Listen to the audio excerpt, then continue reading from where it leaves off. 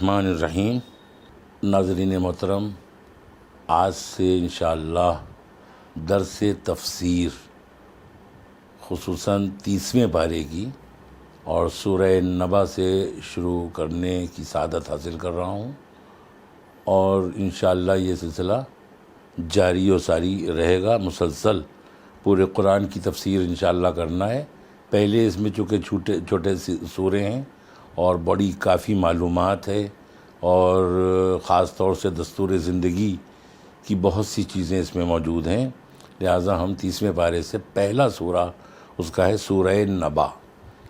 سورہ نبا سے ہم اس کی شروعات کرتے ہیں۔ ہیں اور کم؟ اچھا وہ شروع میں ہاں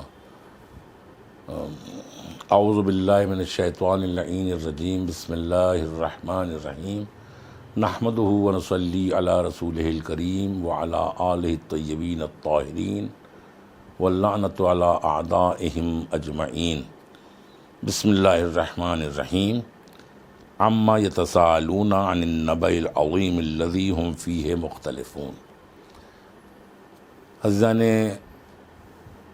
من و ناظرین عزیز، آج سے انشاءاللہ تفسیر قرآن کے دروس کی ابتدا ہو رہی ہے۔ انشاءاللہ کہ یہ سلسلہ جاری رہے گا۔ 30ویں پارے سے ابتدا ہو رہی ہے، جس کا پہلا سورہ، جس کی چند آیتوں کی تلاوت کا شرف حاصل کیا، سورہ نبا۔ یہاں سے شروعات کریں گے سورہ ناس تک۔ یہ 30واں پارہ ہے، جس کی انشاءاللہ کہ شروعات آج سے ہو گئی ہے، اور پورے قرآن کی تفسیر انشاءاللہ خدیجہ چینل کے توسط سے آپ کی خدمت میں پیش کی جاتی رہے گی۔ اور یہ آج جو سورہ ہے، اس کو سورہ نبا کہتے ہیں۔ سورہ نبا کے معنی ہوتے ہیں خبر کے، سورہ نبا۔ اور یہ سورہ مکے میں نازل ہوا۔ کچھ سورے مکے میں نازل ہوئے، کچھ سورے مدینے میں نازل ہوئے، چنانچہ یہ سورہ مکے میں نازل ہوا۔ اس سورے کی بڑی فضیلتیں ہیں۔ سب سے پہلے تو آپ کی خدمت میں عرض کریں کہ اس میں 40 آیتیں ہیں۔ 40 آیتیں ہیں۔ 40 آیتیں ہی بتا رہی ہیں کہ اہم پیغامات ہر آیت میں موجود ہے۔ حضرت امام جعفر صادق علیہ السلام فرماتے ہیں کہ جو روز مرہ اس سورے کی تلاوت کرے گا تو پروردگار عالم اس کو 1 سال کے اندر زیارت خانہ کعبہ نصیب کرے گا۔ اگر تقریباً روز اس کی زیارت کی جائے تو خانہ کعبہ کی زیارت سے وہ مشرف ہوگا، یعنی اس کو حج نصیب ہوگا یا عمرہ نصیب ہوگا۔ جو شخص اس سورے کو تلاوت کرے گا، روز محشر اس کا حساب بالکل نہیں ہوگا، یعنی بالکل نہ کے برابر اس کا حساب ہوگا، اور وہ ڈائریکٹ جنت میں داخل کر دیا جائے گا۔ اتنا عظیم یہ سورہ ہے۔ اور کہتے ہیں کہ امام جعفر صادقی علیہ السلام کا ارشاد ہے کہ جو شخص اس کو بیداری کے لیے پڑھے گا، یعنی کہ وہ جاگتا رہے اور اس کو کچھ کام ہیں، کچھ علمی کام ہیں، تو یہ سورہ پڑھ لے تو وہ کسی قسم کی کوئی دقت نہیں آئے گی، وہ جاگتا رہے گا۔ اور سفر میں بھی اس سورے کی تلاوت اگر کر لی جائے تو وہ ہر زحمت سے محفوظ ہو جائے گا، چوری وغیرہ سے محفوظ ہو جائے گا، اطمینان سے وہ سوئے گا۔ اس کے علاوہ اس سورے کو لکھنے کے بعد دھو کے اگر پیے گا تو پیٹ کے جو امراض ہیں، پیغمبر اکرم فرماتے ہیں، وہ انشاءاللہ ختم ہو جائیں گے۔ تو اس سورے کی ابتدا اس طرح سے ہے، بسم اللہ الرحمن الرحیم، عما یتساءلون عن النبأ العظیم الذی هم فیہ مختلفون، کلا سیعلمون ثم کلا سیعلمون الم نجعل الارض مہادا والجبال اوتادا وخلقناکم ازواجا وجعلنا نومکم سباتا وجعلنا اللیل لباسا وجعلنا النہار معاشا وبنینا فوقکم سبعا شدادا وجعلنا سراجا وہاجا وانزلنا من المعصرات ماء ثجاجا۔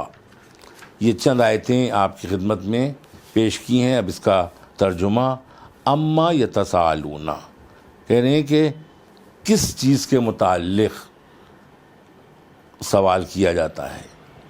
سوال لوگ کر رہے ہیں عن النبأ العظیم، خبر عظیم کے بارے میں ان کا سوال ہے۔ الذی ہم فیہ مختلفون، اور وہ کہ جس میں وہ اختلاف بھی کرتے ہیں، سوال بھی کرتے ہیں اور وہ اختلاف بھی کرتے ہیں۔ کلا سیعلمون، خبردار ان کو عنقریب معلوم ہو جائے گا۔ پھر خبردار یعنی متوجہ کر رہا ہے اللہ، سیعلمون یہ جان جائیں گے۔ الم نجعل الارض مہادا، اب ہم نے مہادوں جو پڑھا ہے، ویسے آیت ہے یہاں پہ ہم وقف بھی کر سکتے ہیں، لیکن ہم آپ کی خدمت میں عرض کر دیں کہ قاعدہ یرملون کے تحت یرملون، یہ رے لام میم و نون، کہتے ہیں تنوین کے بعد یا نون کے بعد یہ لفظ اگر آ جائیں، یہ آ جائے یا رے آ جائے یا لام آ جائے یا میم آ جائے، تو پھر اسی میں اس کو تنوین کو ملا دیا جاتا ہے یا نون کو ملا دیا جاتا ہے۔ جیسے مہا دن ہے اور واو کا چونکہ آگے یرملون کا لفظ آ گیا، واو حرف آ گیا، لہذا اب ہم اس کو ملا کے پڑھیں گے مہادوں۔ بالکل اسی طریقے سے جیسے اشہد ان لا الہ الا اللہ، تو اب یہ اشہد ان نہیں ہے، اب یہاں پہ نون ہے، نون ساکن، اس میں لام لا جو ہے وہ قاعدہ یرملون میں سے ہے، لہذا اشہد اللہ الہ الا اللہ کہیں گے۔ اسی طرح سے اشہد ان محمدن نہیں کہیں گے، محمدر، کیونکہ رے جو ہے وہ یرملون میں سے، اشہد ان محمدر رسول اللہ۔ اسی طرح سے اشہد ان علی ولی اللہ نہیں کہیں گے، ملا کے پڑھیں گے یرملون کے تحت اشہد ان علی ولی اللہ۔ اس طرح سے یہاں پہ بھی مہادوں، اوتادوں، ازواجوں وغیرہ، لباسوں، یہ واو چونکہ حرف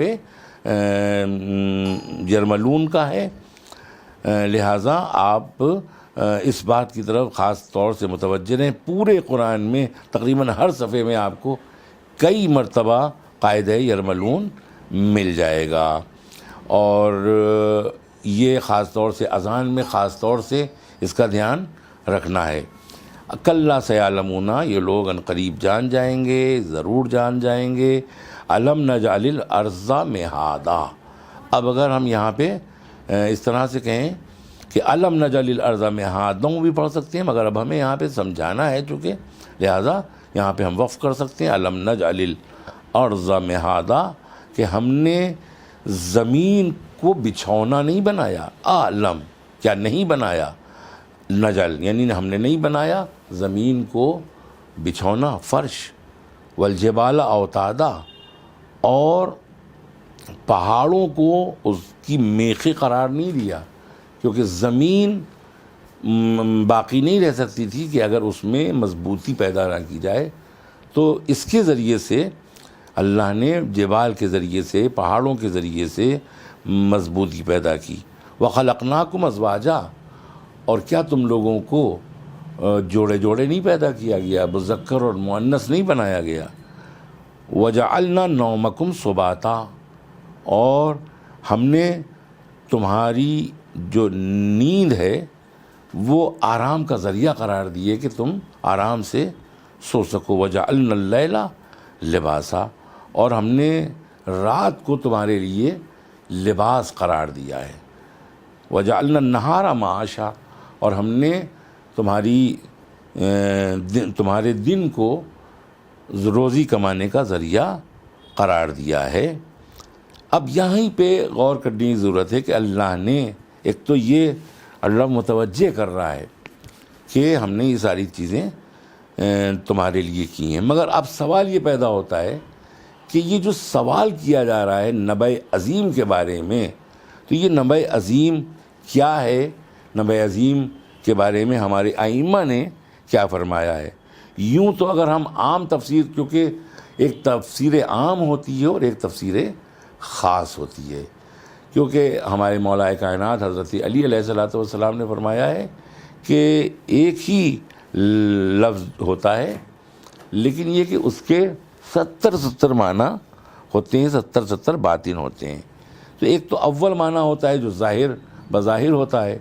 اب مثلا نبع عظیم کے بارے میں لوگ پوچھ رہے ہیں، اب تو نبع عظیم کچھ لوگوں نے کہا کہ قیامت نبع عظیم ہے، اور کچھ لوگ یہ کہتے ہیں کہ رسول خدا نے جب تبلیغ شروع کی اور دین کی باتیں بتانا شروع کی تو کافر آپس میں گفتگو کر کے کہتے تھے کہ آخر یہ کیا کر رہے ہیں اور کس طرح سے کر رہے ہیں، کیا کہہ رہے ہیں، تو گویا آپس میں ایک دوسرے سے سوال۔ لیکن اگر واقعی دیکھا جائے تو نبع عظیم ہمارے امام جعفر صادق علیہ السلام فرماتے ہیں کہ، اور اسی پر ہمیں ایمان رکھنا بھی ضروری ہے، جو باطنی تفسیر ہے، جو تفسیر اہل بیت کے عنوان سے ہے، وہ فرماتے ہیں کہ یہ یہاں پہ تمام مفسرین نے جو بھی تذکرہ کیا ہو وہ ظاہری تذکرہ ہے، لیکن واقعی جو تذکرہ ہے اس سے مراد حضرت امیر المومنین علیہ السلام ہے یا ان کی ولایت ہے۔ تو ظاہر ہے کہ رسول خدا بھی یہاں پہ مراد نہیں ہو سکتے، قیامت بھی مراد نہیں ہو سکتی، کیونکہ نہ قیامت کی کسی نے کبھی کوئی مخالفت کی ہے۔ سب کہتے ہیں کہ ہاں ایک روز فیصلے کا روز ہوگا، اور رسول خدا کے بارے میں بھی مخالفت نہیں ہوئی بعد میں، اور سارے لوگ رسول خدا کو مانتے ہیں، لہذا ان کے بارے میں بھی کوئی اختلاف نہیں ہے۔ زیادہ تر جو اختلاف ہوا ہے وہ غدیر کے بعد ولایت امیر المومنین علی علیہ السلام میں اختلاف ہوا ہے۔ واضح آیت ہے بالکل کہ ہم فیہ مختلفون، کہ جس میں لوگ اختلاف کرتے ہیں۔ مولا نے خود فرمایا کہ انا النبأ العظیم، اللہ کی بڑی خبر میں ہوں، اور وہ انا آیت اللہ الکبریٰ، یہ بھی چھٹے امام ہی نے ارشاد فرمایا ہے، اور پانچویں امام نے بھی یہی تفسیر ارشاد فرمائی ہے کہ مولا کائنات نے یہ فرمایا کہ میں اللہ کی سب سے بڑی آیت ہوں اور اللہ کی سب سے عظیم خبر ہوں۔ تو اسی کے بارے میں اختلاف ہے۔ ہم نے دیکھا کہ نہ نماز کے بارے میں کسی نے کبھی کوئی اختلاف کیا، نہ روزے کے بارے میں کبھی کسی نے اختلاف کیا، نہ حج کے بارے میں کسی نے اختلاف کیا۔ ہاں، خمس و زکوٰۃ کے بارے میں تھوڑا تھوڑا اختلاف ملتا ہے، کیونکہ دینے اور لینے کی بات آ جاتی ہے، لیکن اس کے علاوہ کسی چیز میں بھی کوئی اختلاف اسلام کی ظاہری طور پر نہیں ہوا ہے۔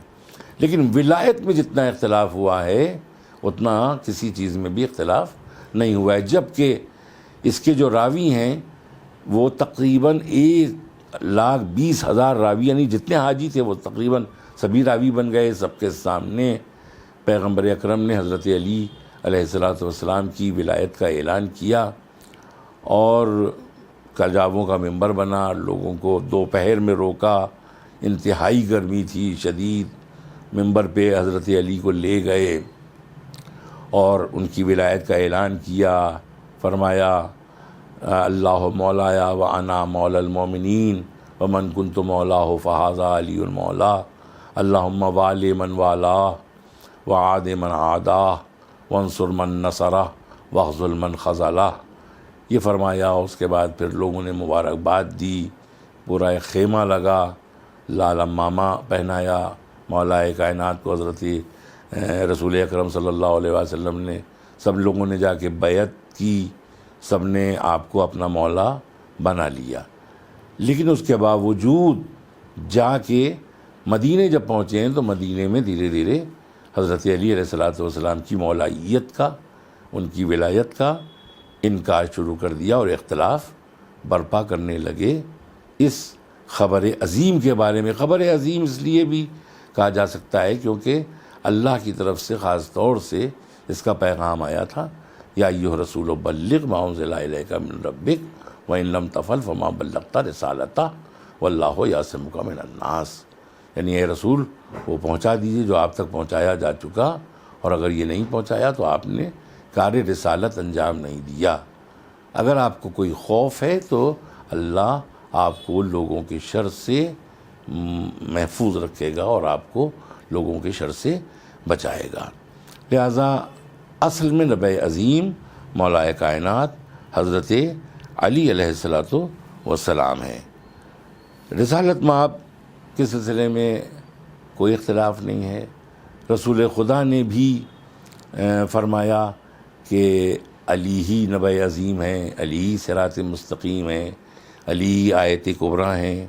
بہت سی روایات ہیں کہ جن کو پیغمبر اکرم نے حضرت علی علیہ السلام کے سلسلے میں فرمایا ہے، لیکن نہ جانے کیوں دنیا والے حضرت علی علیہ السلام سے، ہمیں تو یہ لگتا ہے کہ حسد کرتے تھے، اور اسی لیے وہ اختلاف برپا کرتے تھے اور چاہتے تھے کہ ہم حضرت علی علیہ السلام کو نہ مانیں اور ان میں کوئی نہ کوئی کمی نکال دیں۔ لیکن یہ کہ حضرت علی علیہ السلام کی ذات وہ ذات ہے کہ اللہ کی بارگاہ میں اس دنیا میں آئے اور اللہ ہی کی بارگاہ سے اس دنیا سے رخصت ہوئے، اور آپ نے جو جملے کہے تھے وقت شہادت وہ یہی تھے، فزت برب الکعبہ، رب کعبہ کی قسم میں کامیاب ہو گیا۔ یعنی آپ نے سارے وہ امور جو اللہ کی طرف سے رسول کو سپرد ہوئے تھے اور رسول کی طرف سے حضرت علی علیہ السلام کو سپرد ہوئے تھے، وہ آپ نے بحسن و خوبی انجام دیے، جبکہ اتنی زحمتیں 25 سال آپ کو خاموشی اختیار کرنا پڑی، آپ نے صبر کیا۔ 25 سال کے بعد جب حکومت کا آپ کی زمانہ آیا، خلافت کا زمانہ آیا، اور آپ نے تقریباً 4 سال 9 مہینے 23 دن حکومت کی، تو اس میں بھی لوگوں نے اختلافات برپا کیے، اور اس قدر اختلافات برپا کیے کہ 3 جنگیں، اسی میں جنگ جمل، جنگ نہروان اور جنگ صفین، یہ 3 جنگیں ہوئیں۔ یعنی اس 4 سال کی حکومت میں بھی حضرت علی علیہ السلام کو چین سے نہیں بیٹھنے دیا گیا۔ لیکن اگر یہ کوئی جنگ نہ ہوتی اور حضرت علیہ السلام باقاعدگی کے ساتھ حکومت کرتے تو نہ جانے کیا ہوتا۔ جب ان لڑائیوں کے ساتھ ساتھ، اتنی دشواریوں کے ساتھ ساتھ، اتنی دشمنی کے ساتھ ساتھ اتنی اچھی حکومت چلائی ہے کہ کوئی بھی اعتراض نہیں کر سکتا، بلکہ مثالیں دی جاتی ہیں آدم سے لے کے آج تک ایسی حکومت کسی نے بھی نہیں چلائی جیسی حضرت علی علیہ السلام نے چلائی ہے۔ انشاءاللہ اب اس کے بعد آگے یہ آج کا درس یہیں پہ تمام ہوتا ہے۔